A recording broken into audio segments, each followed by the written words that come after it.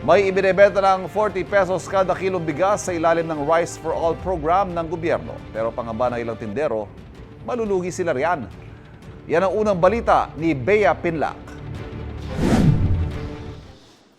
Sa tindahan ng bigas na to sa Kamuning Market sa Quezon City, kahanay ng sari-saring klase ng bigas na binebenta ng 50 to 75 pesos kada kilo, ang well-milled rice na 40 pesos kada kilo ang presyo.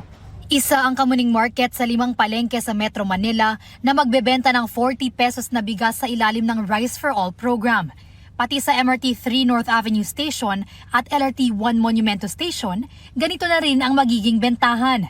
Para sa maraming mamimili, magandang balita yan dahil mas makakapag-budget daw sila ng kanilang bilihin. Itatry ko. Kasi mukha naman maganda. Tama yun. Pangmasa. Tama yun. Mababa na talaga yan. Sa panahon ngayon, kasi halos lahat na yun, mahal na eh. Yung 40 pesos, kaya na yung pangmasa na yan. Pero ayon sa ilang tindero na nakausap natin, sila raw ang naiipit sa direktibang ibaba ang presyuhan ng bigas nila sa 40 pesos. Nagpababa ng presyo ng bigas. Wala pa magagawa. Yun po ang gusto eh. Magbaba ng presyo ng bigas. Lugi ma'am, naging lugi.